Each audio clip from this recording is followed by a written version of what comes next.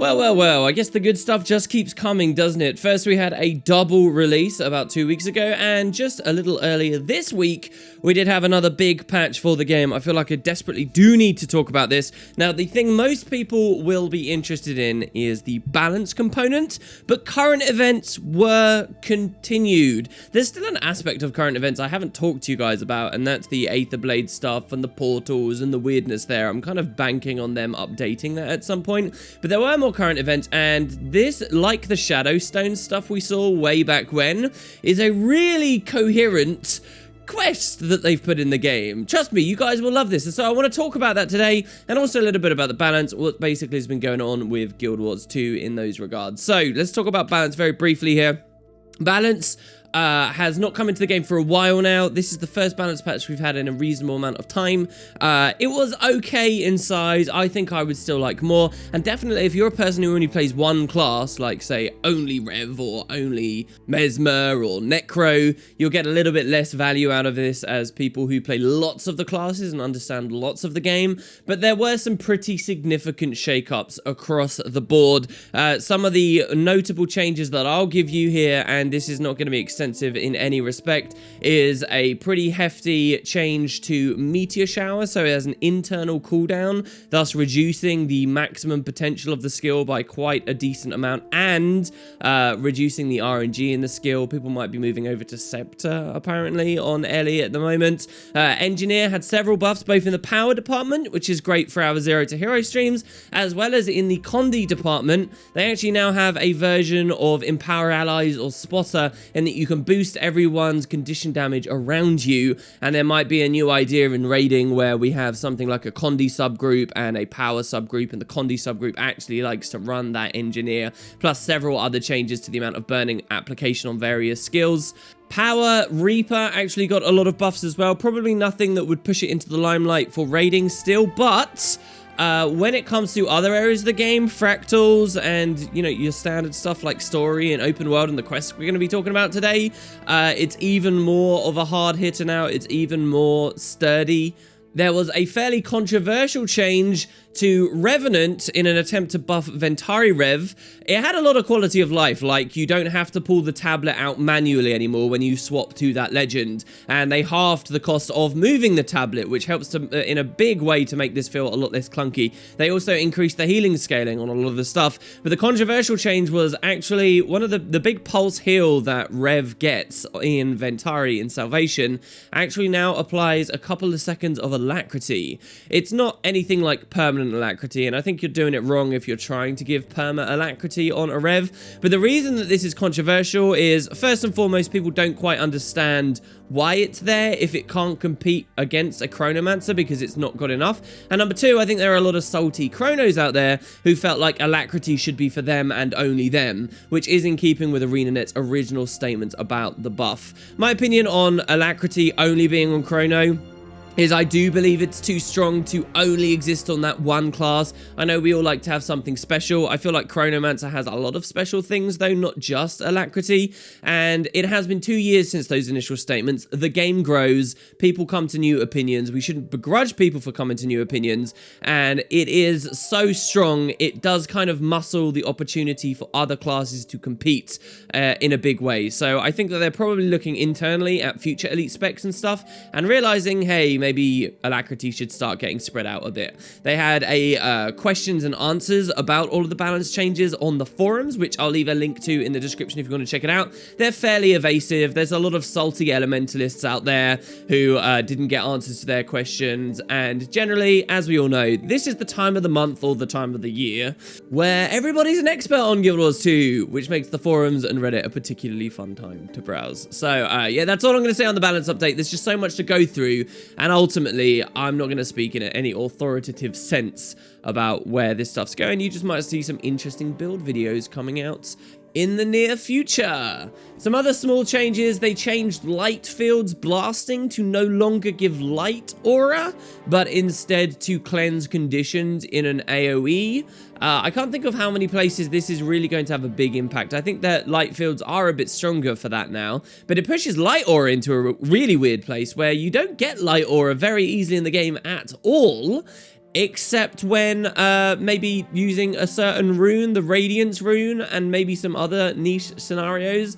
So that was an interesting change that went through. /GG or /resign or /QQ, whatever one you personally use, can now be used in fractals. This is something they've been talking about for a while, but they had to make sure that it didn't stall any fractals if people use it at a weird time. There was a big change to the way that we get a lot of ascended gear in the game. Now, those who've been following my streams will already know my thoughts on this and how this was anticipated to come in. Well, it is live now. Basically, the sum up is this, guys, that because of stuff like the new Ascended vendor in PvP, the vendor in Fractals also being far too expensive, and other vendors they might seek to add in the future, like say ones in World vs. World or wherever else, these vendors were much cheaper to get Ascended stuff than it was to actually craft that Ascended stuff. You know, Guild Wars 2 was in a weird position where many of us as players were happy with this because it gave us shortcuts and bypasses and it made things even easier. But it was kind of like Guild Wars 2's left hand didn't know what its right was doing. Why would people spend hundreds of gold to do all the crafting routes if crafting had nothing to do with actually the easiest way to get the gear, which was just do a little bit of PvP? Or if they readjust the fractal vendors, just do a few fractals, which you might have been doing anyway for money. So it was a bit of a weird situation we're in. The devs actually sought to resolve this by changing the way those vendors work now.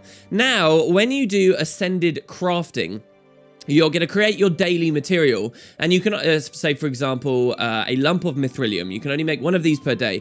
Now, classically in Guild Wars 2, you would turn that into a Delgamore steel ingot, and then the Delgamore steel is for all the different recipes. Well, now, you can either turn it into a Delgamore steel ingot, or you can turn it into something else, which will build into a token. And the tokens are required at these vendors. So let's take the PvP vendor as an example. You still get a big discount from that vendor, and you can still trade the PvP currency specifically to get your stuff, but you also need that token.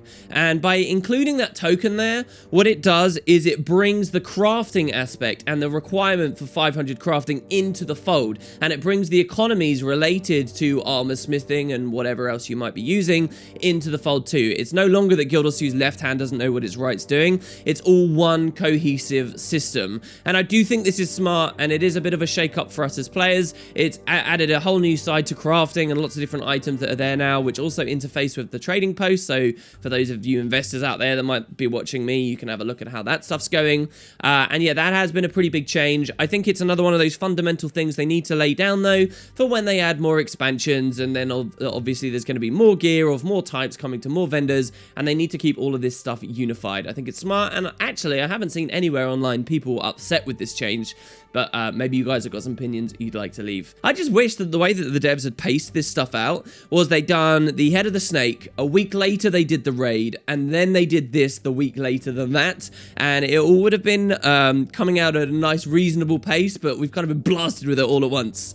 So, the last thing is, just like with the other current events, there is a little bit of a cryptic message in the patch notes that suggests something may have changed with the game, and oh boy, it's something pretty huge. I think you guys are going to really like this, and if you still haven't gotten bored of current events, check out where they've been pushing them for the future now. I think that they saw this amazing feedback they had from the Shadowstone storyline and kind of ran with the ball, because this is very Shadowstone-y, but it's even better, all right? There's a new, it reminds me of Season 1, and in fact, they're using a lot of the Season 1 user interface elements. Those that used to play the game in Season 1, you'll remember the devs were wondering how they would show players that new stuff existed in the world, and they were using these golden star icons. Well, the golden star icons are back for this, and there are little instances as a part of this. There's no voice acting, that's basically the only difference, but aside from no voice acting, it feels a lot like, you know, you're playing an extra step in the story channel or something. It's very cool. So, how does it begin? Well, there's a new statue of Trahearne. There will be spoilers for the end of Heart of Thorns here, but hey, you've had 2 years to play it, guys. Let's get into it. So, when you log in on a character who has beaten Heart of Thorns, and that's very important, if you don't have a character that's beaten Heart of Thorns, therefore you can't play this, it doesn't really connect to the other current event stuff necessarily. This is basically an end to Heart of Thorns that a lot of us were waiting for when Heart of Thorns came out. If you guys remember how the story ends, Trahearne is killed in a very dramatic fashion as we kill him with Caladbolg. We're given an item, the broken Caladbolg, in our inventory. There's a little cutscene and it's done. And it's like, okay, well, where's the real end? Well, it feels like they've sort of done this here. See, because this doesn't segue into all the other current event stuff, what you guys should think about is a new player who comes into Guild Wars 2 and plays Heart of Thorns now, as of this patch, they actually get a real ending if they seek to go for it. They get that wind down, because now forevermore, every time someone finishes the Heart of Thorns main story, they get a mail that then leads them into other little bits of story right away. This is so cool. It's so important to me. It's a lot like how years ago, when fractals were added, they made it so that when you hit level 80, you got a fractal mail, thus giving a nice transition for new players into some of the end game areas. It's the same kind of thing here. So this is really cool. You might be a bit deceptive when I say current events. You might think it's just for the here and now. It's something minor. But it is sort of, in some respects, an extension to the Heart of Thorns plot. And it's pretty accessible as well for everyone to do. They haven't tuned it to be really hard or to be gated behind any ridiculous objectives and prices. It's pretty comfortable. So you get a mail telling you that there is a warden in the Grove who has commissioned a statue for Trahearne. So you're going to head over to the Grove. I'm not actually sure if new characters will see this statue, but it's right there out in the open world. It's up on a ledge near the entrance to Caladon Forest. It's really quite pretty. You guys can see it there for yourself. And you can speak to this NPC about it. And the NPC will explain, hey, yeah, Trahearne was this great guy, and this story we're about to experience kind of sums up not only as a conclusion to Heart of Thorns and the Caladbolg story, something I've been waiting on for a long time, but also it gives us a bit of a refresher on aspects of the personal story back in 2012 you might have missed. The personal story was split into a ton of different stuff, and so if you played a Norn who made option A, B, and C, you may not have realized that if you were a Sylvari who took options E, G, and F, that in fact the story was completely different, right? And all these aspects of Trahearne's character therefore are given to us all at once here. So we're gonna get a mail saying that someone is at our home instance who wishes to meet with us. This is Valiant Ridheis. It's a female Sylvari who had heard that we use Caladbolg to end Trahearne's life, and she asks if we have it. So this whole story is about the sword. This is great. Obviously, the devs have realized that in the Living World Season 3 format and whatever they've got planned for the next expansion, they don't have the scope to talk about this sword. And they had given people the broken sword at the end of Heart of Thorns. The question was, what do they do with it? You guys might remember probably one of the most embarrassing videos I've done in recent years. ArenaNet actually shipped me an Eternity little glass, plastic, Eternity like glow lamp, and it was a very cool, very exciting thing. Embarrassingly and stupidly, I thought that it was the sword Caladbolg, and I made this huge video just before Living World Season 3 started talking about how Caladbolg could be a part of the story and summing up all of its lore for everyone, and then it ended up to be Eternity in the end anyway, which was ridiculous. But basically I was hoping, even back then in that embarrassing video, that they would talk about Caladbolg, and guess what they're doing here? This is it. So you do need that broken sword to do this quest. If you're like me and you eventually deleted it because it's been inventory clutter for ages and you had multiple characters in the end, you can get it back from Miani. They give you a very cheeky little subtle guidance to Miani here on the quest text where they say, oh, for unrelated reasons I need to go to the Mystic Forge. So you can speak with Miani. And you could say, hey, I may have thrown this sword into the forge at some point. Zomoros might have it. Can I have it back? And she says, yeah, just give me 10 Alonian wine. I actually like the 10 Alonian wine. It works out to 2.5 gold, right? So you have to spend 2.5 gold if you've deleted this sword. Which is a fair price to pay. It's just slightly over a daily. But I liked that it was wine because I feel like wine is one of those really odd, stupid items in the game that isn't involved enough in Guild Wars 2 to justify its own existence. And so having more wine there is in recipes and things for current events is obviously helping to alleviate that issue.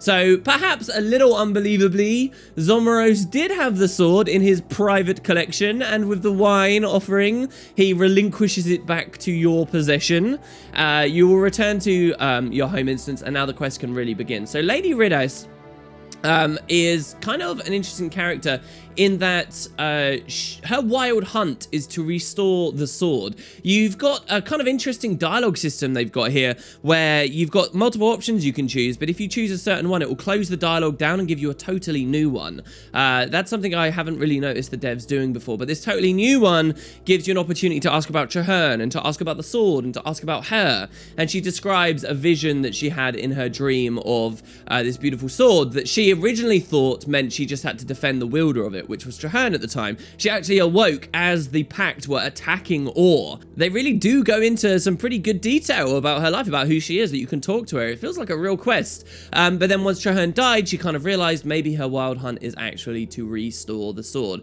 So they say that the sword, though it is wounded, life does remain in it, that it is dormant now like a seed in the winter waiting the coming spring.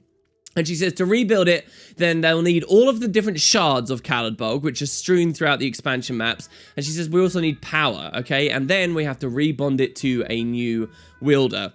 So they're very true to the lore of Caladbolg as well. This sword was always said to strengthen the true qualities of its wielder. And when I say qualities, I just mean different aspects of them. So if you're a very greedy, if you're a very fearful person and you try to wield this sword, it will exaggerate those qualities in you. If you're very noble, if you're very courageous or whatever, then it will embolden those. And so in the personal story, we see one person wielding this that becomes not a very nice person at all, and we see Trahearne wielding it, and we see how he shines with it, and we see how he ends up founding the Pact and perhaps being the biggest responsible person as to the downfall of maybe not just one but two Elder Dragons. There's actually a really cool moment here where Lady Ridhouse asks you, she says, hey, what did you think of Trahearne, when you ask her about some backstory on the guy? And you can offer your opinion, charm, dignity, or ferocity. You can say, oh, he was a good friend. You can say he was probably responsible for the destruction of two Elder Dragons. Or there's the ferocity option,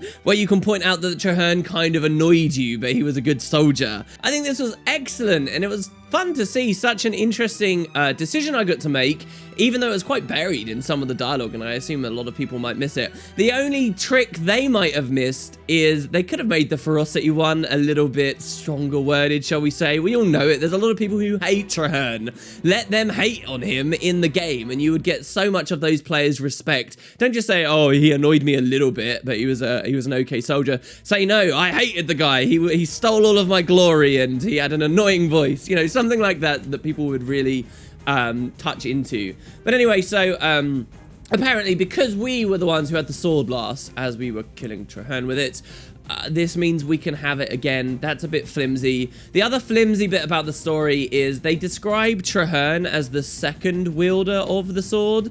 That's not true. Trahearne was the third wielder of the sword. First there was Rhiannoch, the original Sylvari to die, who had no fear, who was abandoned and betrayed by his squire. Then his squire had the sword. For years his squire had the sword, from the time of being a boy till he was an adult, and he competed in tournaments with it. He was the second wielder, then Trahearne had it. And unfortunately, the quests that we play here sort of don't acknowledge that. Bit of a shame, but maybe nothing too major. So basically, once this all starts, guys, you need a vision crystal. So you're going to get an ascended weapon at the end of this. The only part of making that ascended weapon that you need to care about is the vision crystal. You can even bypass having to craft the vision crystal if you choose it from your login reward final thing instead of laurels. So anyone can do this, really. You don't need a 500 craft or a 450 craft or anything like that. Just pick that login reward and there you go. You're ready to go. So there are two different things. We've got Dreams of a Thorn and Shards of a Thorn. This word a thorn appears a lot because the Caladbolg was kind of described as a thorn from the bough of the pale tree. Shards of a Thorn is the easier one. You've got to find different fragments within the Maguma jungle of the entire weapon. And they're all in really excellent locations. So you are guided through cryptic clues in the achievement UI. The first one is at the Corpse Grove. Already a brilliant location. It's one of those areas of Heart of Thorns that was kind of suggestive at something more. Is this related to Malik, perhaps? And then we just never really got enough lore about. Well, one of the shards of Caladbolg you can find there. The next one is an Auric Basin. There's one in each map, basically. Auric Basin, it's at another really cool location. That's at the entrance to Zin's lair and the falls themselves. That really classic Guild Wars 1 iconic place. You go into the little cave where the wrecked golems are. The next one's kind of a bit tricky and a bit trolly, I think. It's underwater entangled depths. I like that they're incentivizing people to go underwater again. Like, it's a cool part of the map that you don't have enough reason to go to. But it's kind of like looking for a needle in a haystack. If you don't look at a guide on this one takes a long time to find. I had 2 people and we split up and it still took a long time to find. And then the last one is probably in the best location of them all. It actually requires you to go back to that mini area that Heart of Thorns ends at in Dragon's Stand. I'm not talking about the end of the Dragon's Stand meta. I'm talking about when you speak to Agent Zildi and teleport to the rotating spire thing. And then you have to jump off of it at a weird place and glide to a rock, and then it's hidden in the rocks. One fun thing that they're doing with these achievements, actually, and that's the first time they do it there with this shard of the weapon, is they kind of require you to glide to some places. So this first part of the achievement is all in Heart of Thorns areas, but the next one, we now have to return to Corteria. And sometimes they'll ask you to glide in Corteria, and they know you can do that because the only people doing this are the ones with Heart of Thorns who have already finished the story and therefore will have the gliding tier 1 at least. And so that's really nice. So getting all of the different shards of the sword gives you an ascended item that you also at the same time unlock a recipe for. So again, I think this is something new that they're doing. Maybe they've already been doing a little bit in legendary crafting. Perhaps you guys can tell me. But what this is you're completing an achievement for an item, and then as you obtain that item, you're automatically unlocking the ability to make more of that item. And I'll explain why you're allowed to make more of that at the end.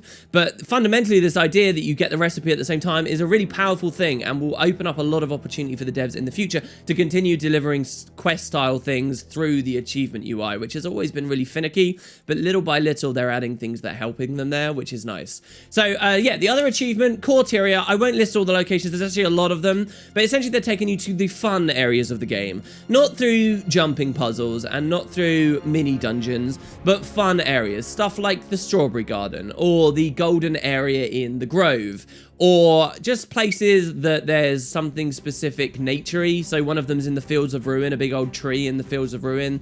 What's really cool about this too is there's actually lots of little flavor text every time you go to one of these locations. Like with the Broken Swords of Caladbolg, you just pick them up and there would be nothing. On this achievement, as you explore Corteria, you can now interact with a tree or a bush or whatever that you couldn't before, and you get a bit of flavor text about the area. This is really cool. The only thing, again, I think that they're missing a trick on is you can only get that flavor text while you're in the middle of this quest, which you can only ever do once per account. That, in my opinion, is a bit of a mistake. Just leave it there the whole time. Let anyone playing the game go and interact with this tree and learn about this tree struggling despite, you know, the fact it probably shouldn't be alive there or whatever. I think that those are nice little things for people to interact with as they explore Tyria and make Tyria feel more alive, and yet arbitrarily the only people who will ever read it are the ones at this specific stage of this specific quest. Why? Just leave them always accessible. Wasn't that a lesson that they learned in Lake Doric with these journals that are around from E, the letters from E? Why aren't we doing that everywhere now? Anyway, so that's a huge chunk of your playtime. You're finally going to return home to your home instance. Something that's quite interesting too, by the way, that they're actually structuring some of these little current event quests and things out of the home instance. More reason to go back there. I can't complain about that. We can ask more questions about Caladbolg. It's described as a sacred weapon of the Sylvari, a thorn that was given to Rhiannoc by the Pale Tree that brings out strength in its wielders and intensification of thoughts. The sword brings out your emotions and impulses. And so finally, with all of these things together, we can reforge the sword. There are 3 instances, like little story instances, that we're actually genuinely going to play, where we fight bosses that have, you know, orange telegraphs and tells on their attacks. It's nothing crazy in terms of difficulty. It's, and I think they've done that so that absolutely everyone possible will be able to clear this. There's also no voice acting at all in it, but there is a fair amount of dialogue. So the first one is in the swamp, exactly where the Sylvari personal story takes you, where Rhiannoc passed away. So they've been very true to the lore. You go into this little instance, as you can see here, and you have to fight a shadow warrior, the wielder of the first wielder of Caladbolg, a dream version of him. You actually get to speak to Rhiannoc. So as you fight him, you get these messages, global messages appearing on screen. They say this: a hero is fearless, the warrior thought, and abandoned all doubt. Magic sword in hand, he set out to slay evil, but even if he could not comprehend it, fear remained. So here what it's talking about is Rhiannoc's story. Rhiannoc had the sword originally, but died. He was fearless to fight the undead, but his squire was fearful, and his squire ran away, abandoned him, and Rhiannoc died. So that's telling Rhiannoc's story. It's very important. I'll get to that in a second as to why I'm explaining that. But then we can have a conversation with Rhiannoc. And he says this. He says, I thought with Caladbolg in hand, I had no need for fear. And we can say, but you were wrong. He says, yes, without fear, I could not understand my allies, let alone become the hero I saw in my dream. And so I lost the sword. And we say, don't worry, Caladbolg was eventually recovered. To which he responds by saying, that's comforting, thank you. Then I take it that this too is another dream. And we say, yes, I have to prove myself to heal Caladbolg. He says, splendid, then let us dispense with words and I will test your resolve in the manner of heroes. And we have to fight him again. So you kind of get two fights. First a fight where it's just a shadow and you don't know what it is. And then a fight when you know. So you get to battle Rhiannoc and you get to talk with Rhiannoc. Not the real Rhiannoc, but it's pretty cool. He's got the flavor text under his health bar called the Firstborn Knight.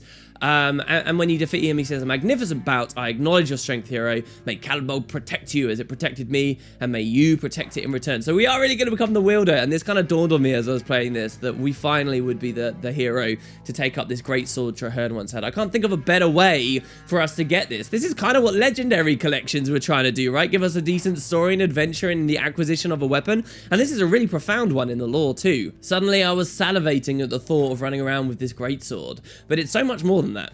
So we return home and we hear about our next location that we have to go to, and they say the second burial was Trahearne. Not technically true, but hey, let's get past it. You return to Verdant Brink, and we're actually on the Wyvern platform.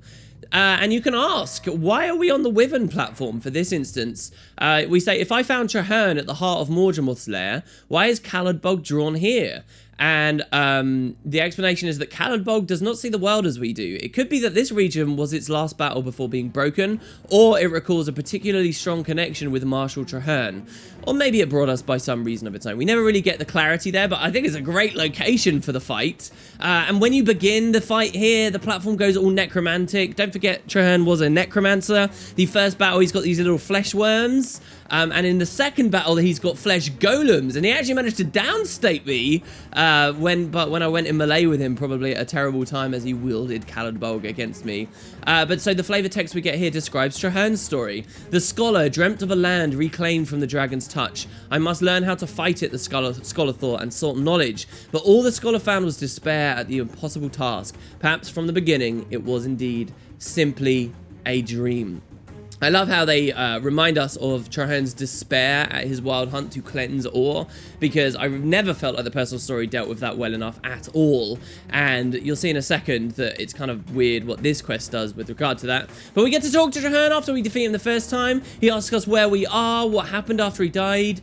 We say Morgemoth was defeated by my hand and yours. You sacrificed yourself to save us all. Like, we're talking to Trahearne after so long. The feels, guys. There were a few small feels here from me. He says, thank the pale tree. I felt such a terrible fear to see my kin in the thrall of that monster. My belief in you was never misplaced. Thank you for carrying out our fight against the dragon to the finish. And we say, well, you're taking news of your death very well. He says, it is certainly disquieting. If that was the price to defeat Morgemoth, however, I pay it gladly. That makes this an unusual meeting, though. What troubles you? And we say, well, Caladbolg was damaged with the fight with Morgemoth. To heal, I need to attune to it. And he says, I can think none better to carry Caladbolg in my stead. But I expect that sentiment won't suffice. If the pattern holds, I need to show my worth in a fight, we say. And he says, you know, Commander, I've sometimes wondered at the outcome of a sparring match. Shall we? Yeah, through all of the story, we never actually got to fight the dude. Well, here we do. And he hurt. He's got his flesh golems this time. When you defeat him, the necromantic effect in the area kind of recedes. And we're off to the last location. That last location being the aforementioned ore. We're off to the Artesian Waters. The instance is called the Sword Regrown. So this is the place at the back of the Melandru Temple. I really enjoyed doing this quest, like several days after it came into the game. And as I walked through, people had actually claimed the Temple of Melandru. It's nice to see that there's player population in places like Ore still. It really is. And obviously that means your access to the Artesian Waters is a little bit easier to get to because there's not all the risen everywhere. But yeah, we go to the site of the end of the personal story. I guess the end of the personal story these days could be the end of Ara, but way back when it was here. This is where Trahearne plunged his sword into the waters, perhaps the ley line at Ore, and he caused all this regrowth. And we were speculating perhaps this was actually kind of Morgemoth corrupting Ore. A lot of us have been wondering what's been going on with Ore since 2012. We've had so little content there, let alone story there.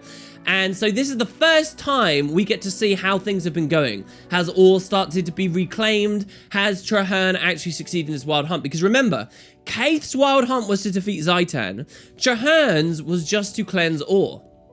And while we return there, you get some packed soldiers to talk to. And they say, yeah, well, here's the exact dialogue. They say, welcome to the Artesian Waters, Commander. We heard you were coming and solidified the perimeter, which suggests there's still a lot of undead around. And we say, it's been a while since I visited. How are things faring here in Ore?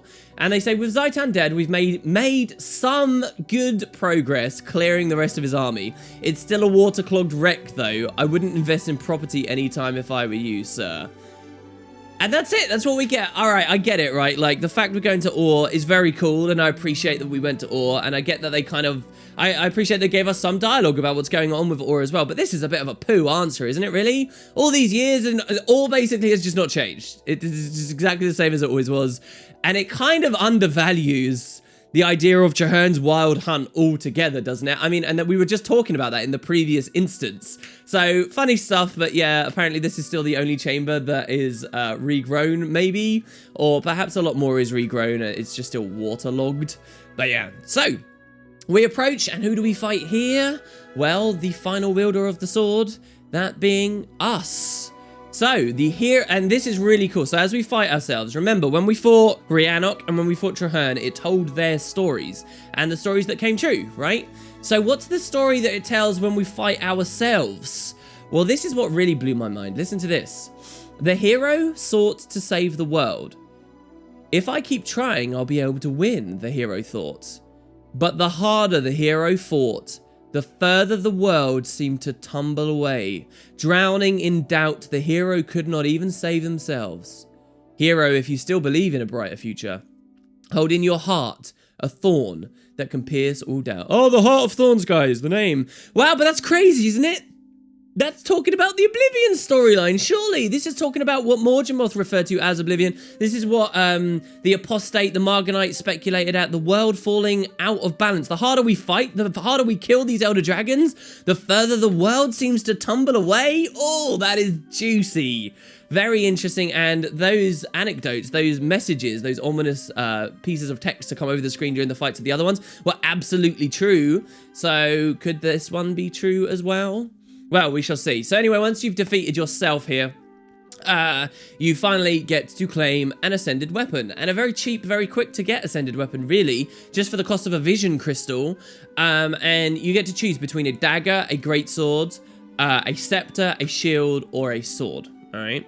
And all of these have got, like, they're different forms of Caladbolg. Before now, we only ever saw Caladbolg in its greatsword form, but there's also different forms now, and they've all got, like, pretty different names referring to what they are. So, Rosa is the sword, it's Caladbolg Rosa.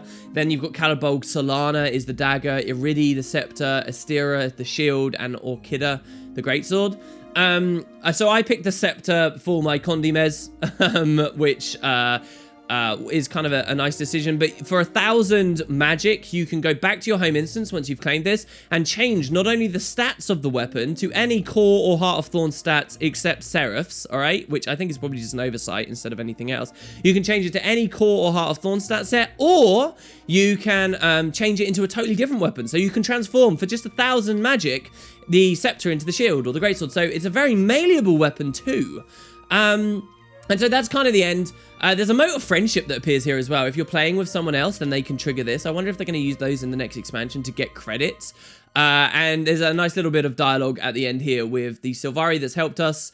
And you can say, now that it's restored, what are you going to do? And she says, I'm not certain. There's a lot to think about. And now that my quest is finished, I might still drop by to check in every now and then. And we promise that we won't throw the weapon in the forge or anything. So there is a tiny bit more. I don't have footage of this, but if you actually get all the different skins of all the forms, either by recompleting this quest on 5 different characters, or by simply skin swapping it, so that you unlock the skins and not the weapons themselves. If you do all of those, you get a final achievement where you get a big, badass, ultimate Caladbolg back in its greatsword form called Caladbolg Origin. And Origin has like this nice looking aura and is very pretty. So yeah, there's 2 ways to get it. Either kind of cheaply with 1,000 magic for each transfer, or to get the skins themselves. The weapons themselves, sorry. I think I will get the weapons themselves myself. And once you've even got Origin, apparently you can return to the Sylvari. She'll talk to you a bit more. You can go to the Avatar of the Pale Tree, get a special title, and you get a mail like a day after you've done it. There's a lot there, guys. I haven't done those last bits because it will take me a bit to get there. But wow, what a quest! I mean, it's amazing, right? Very, very, very fantastic stuff. If you want to see the very end, which I haven't covered in this video, either wait for me to talk about it in a few weeks or maybe get in there and try it yourself. What a brilliant current event. I hope this is the sign that lots more current events will be coming up. This is exactly what they could be doing. Let the devs know and let me know in the comments if you support this kind of stuff. I think current events have come so far now. I know I'd love to see more stuff like this come into the game. Little side stories, more things to do outside of the main releases. Keep them coming, I say. But yeah, there you go, guys. So much going on with Guild Wars 2. I think we're pretty much up to date with most of it for now. I'll keep you all in the loop as we go forward. But next, let's turn back to the story we heard about in The Head of the Snake and get some whopping speculation on. Thanks very much for watching, guys. I hope you enjoyed, and I'll see you next time.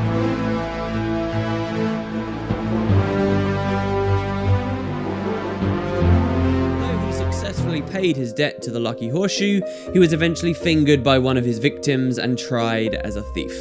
His punishment was exile from the kingdom of Kryta. The local authorities blindfolded him and rode him out 3 full weeks before leaving him to fend for himself. Alone, broken, lost, Saul wandered through a dense forest for several days, surviving on only roots and berries.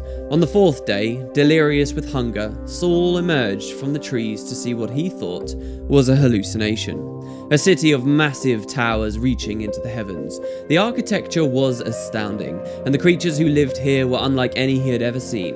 Walking down into their city, Saul got a closer look at the denizens of this place.